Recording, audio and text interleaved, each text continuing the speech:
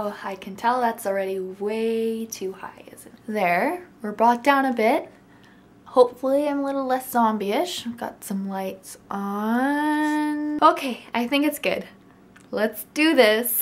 Hey guys, yeah, it's been a long time and how I have missed you all so much, and I'm not just saying that, I honestly mean like I think about recording and I think about making a video probably every day, like, or at least like 5 or 6 times a week. I think about this all the time, and it's been bugging me that I just haven't had, really, to be honest, the motivation or like the drive to really do much more than just focus on my schoolwork.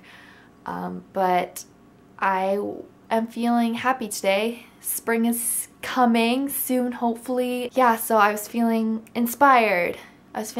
Today, so I'm going to do a quick catch-up video with you, show you some of the books that I have bought since my last YouTube appearance back in like August or September or something ridiculous like that.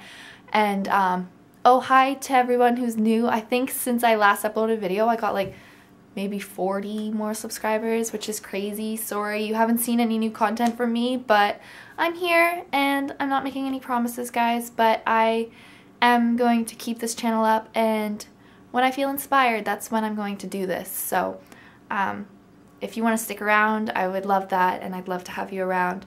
And if that's just not your thing, well then, I'm sorry to let you down, but life is life, you know? So anyways, books. I have bought so many books. Probably not as many as what you guys might think is a lot of books, but for me, being a student who's, you know, paying rent and paying for tuition and stuff like that, it is a lot of books. So I'm going to just jump right into it and show you the more exciting purchases I've made. First off, we will start with this book here, The Sweetness at the Bottom of the Pie by Alan Bradley. This book I actually didn't buy. Okay, this is the only book that I haven't bought. This book I bought a while ago. I bought this book maybe about 2-3 years ago. Maybe even back when I was in high school. I don't really remember buying this book, but it was on my shelf and I wanted to read something that's been sitting on my shelf for a long time, kind of waiting. I did pick this up a while ago and I did read the first couple maybe chapters of it. I wasn't really digging it at the time, so I put it down, I put it back on my shelf, but I wanted to try again, and I did, and I'm actually kind of pretty enjoying it. I'm halfway through it and it's good. It's not the best thing I've ever read, but it's pretty good, and I think I would probably continue on in the series. Okay, so now on to the books that I have bought, the most exciting books that I have bought. So the first book on my list of things that I'm going to show you today is The Slow Regard of Silent Things by Patrick Rothfuss.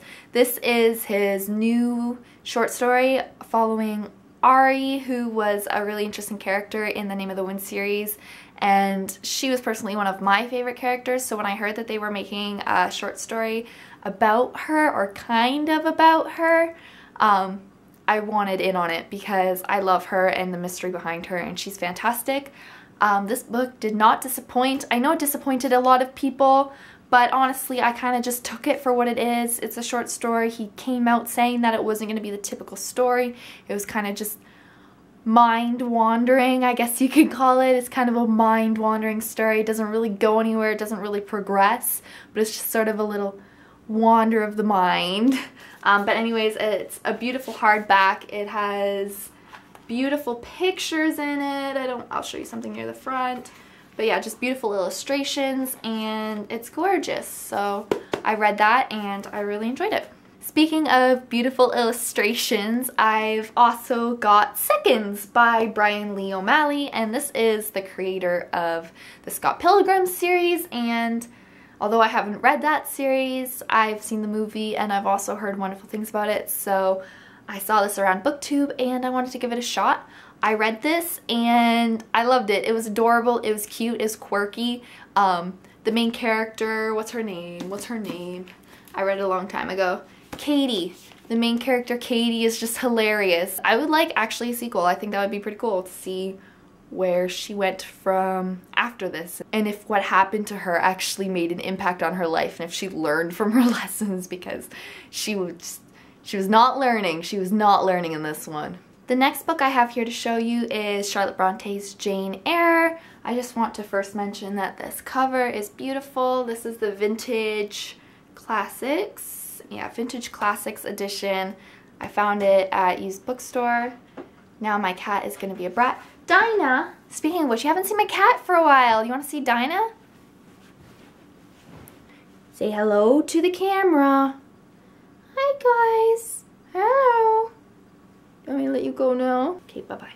We got books to talk about. Jane Eyre. I had to read this novel for an English class that I took last semester in university. I took women's writing, so we read a lot of classical literature written by women and that dealt with themes of feminism and stuff like that. And so this was one of the required readings, and this was actually one of the only required readings that I actually really got all the way through. But I loved this book a lot. This book was so good, and I wish I had picked it up earlier because I feel like I really would have resonated with it back in high school. But yeah, I love this book. This has made one of my favorites lists, and you'll probably hear a lot about it because I do love it. I love it. And the next book I'd like to share with you is Neil Gaiman's The Graveyard Book, and I bought the beautiful gold edition here. I have been hearing a lot about Neil Gaiman lately, and I wanted to get on board with this, so I read this around Christmas time. I believe I finished it like New Year's Day. I finished this book. To be perfectly honest, I wasn't all that thrilled with it. It was a good story, it was a good concept, it was intriguing, but I feel like there was aspects in the book that I would have liked to know more about. I would have liked to follow some of the characters more. It felt a little bit slow in the beginning, and then all of a sudden it was like rushed, and we didn't get the details that we were really like waiting for and hoping to get. It was also kind of strange because it was written sort of in like episodes, I would like to say. Each chapter kind of seemed like it was a different episode. They were kind of connected to each other, but they were also sort of off from each other. I don't really know how to explain that, but I don't know, it was good. Maybe I just wasn't in the right mind at the time reading this, but I gave it a 3 out of 5 stars, I believe. Yeah, it wasn't bad. I need more Neil Gaiman recommendations because I don't want to base my whole opinion on him just from that one book. So let me know your favorite Neil Gaiman book and I will try to pick that up. And the next book I have here is The Queen of the Tearling by Erica Johansson. Yes, welcome back to my terrible pronunciation of names. Erica Johansson. And I bought the beautiful hardcover edition with the bookmark. And yeah, I started reading the first couple of pages of this book, and then I decided that I wanted to read something else because that happens a lot in my life. But I mainly picked this up because I heard rumors, or I guess it's been confirmed now, that Emma Watson will be starring as the main character in this book. So naturally, loving all things Emma Watson, I had to read this book so that I am prepared for when the movie comes out. Probably not until like 2017 or something like that, but you know, I'll be prepared. And the next book I have to show you is a book that I have also already read, and that is The Girl on the Train by Paula Hawkins. I heard a lot about this book and then I saw it at Chapters, so I picked it up and I read it in probably like 2 days maybe, which is pretty good for me. And it also made me miss my stop. I was on the bus and I was reading like the concluding when everything was like falling into place and the mystery was being solved, and I totally went right by my stop and didn't even realize until we were almost back at the bus station again, and I had to go up to the bus driver and ask him and be like, oh, I missed my stop, can I get a transfer so I can take the bus back around again? But yeah, it was pretty intense at the end. It was a little slow getting there, but it was intense and it was gripping, and I've never really read thrillers before, so this was a pleasant surprise. I think I gave it a 4 out of 5 on Goodreads. Okay guys, get prepared for this one because I think these are my favorite discovery that I have made since I have last talked on YouTube. They are taking over my world and they are taking over my bank account.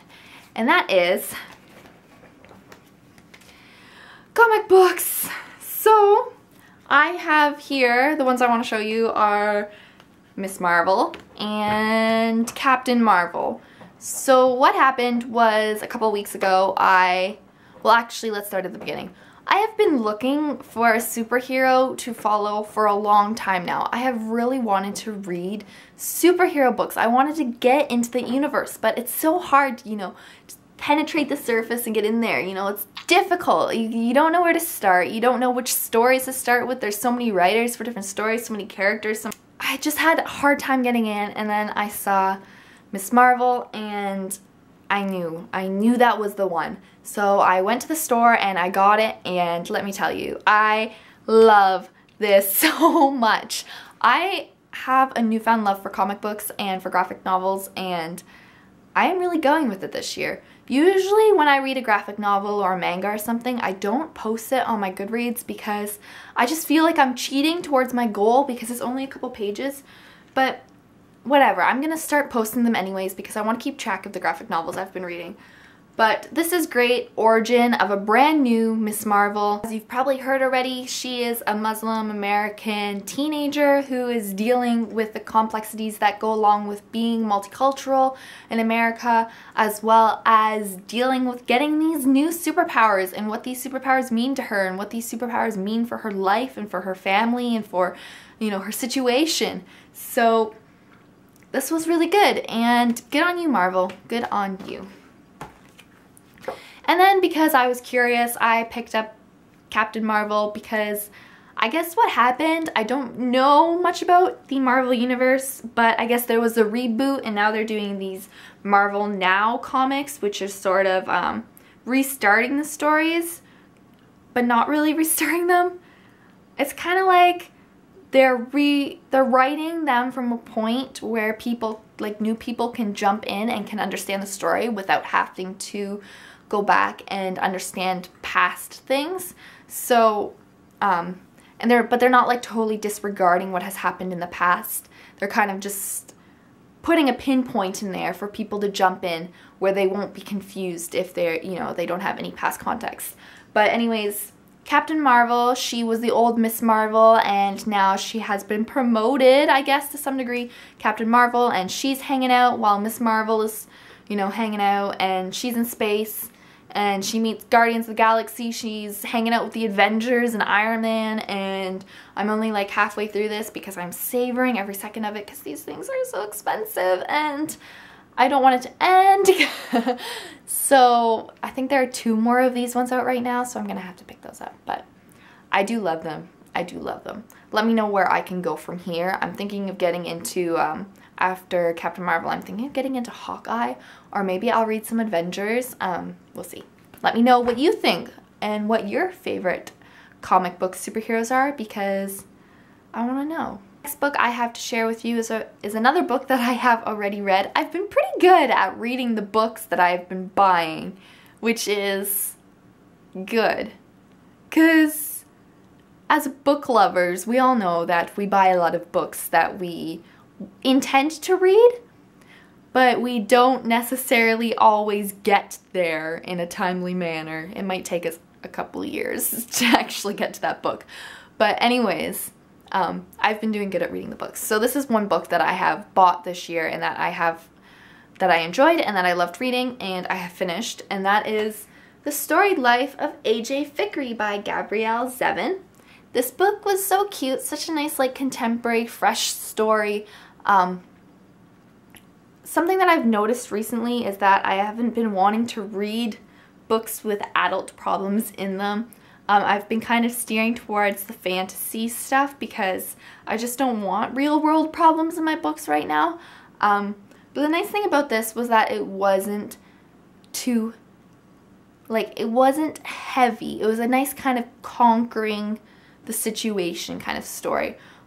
Just a brief synopsis of it was the main character's wife had passed away in a car accident previous to where the plot began, and a mysterious package was left in his store. He's a bookstore owner, and it was left in his bookstore, and he comes home one day and discovers this package, and it changes his life in one of the most adorable, sweetest ways probably possible. So yeah, you should give this a read if you're looking for a standalone contemporary novel. It also has sparkles on the cover, so that's always a plus. So that is all I want to show you today. I think I talked really fast during that entire video, so I don't know if it's going to be that long, but it might be a pretty long video. Sorry if it is. Thanks for watching if you're watching this. I know it's probably going to be kind of strange seeing me pop up in your news feed again, but hi, surprise, I'm here. Let me know if you want, what kind of updates you might want from me. Let me know if you want to see the other books that I've bought this year but haven't included in this video. Also, if you want to see me around more, I have been pretty active on my Instagram account. I like to keep it pretty bookish, but sometimes when things in my everyday life pop up that inspire me, I like to put them on there too. So, my cat. If you keep this up, they're not going to want to come back again, you know? You know? But yeah, follow me on Instagram if you want more regular updates from me just to see how my day's going. I usually post my currently readings on there as well. See what I'm reading, follow the link below to my Instagram and follow me, and I will follow you back because you are super cool. Okay guys, I will see you next time. Thank you for watching and thank you for all of your continued support. I love and miss you all, and I will talk to you later. Bye-bye.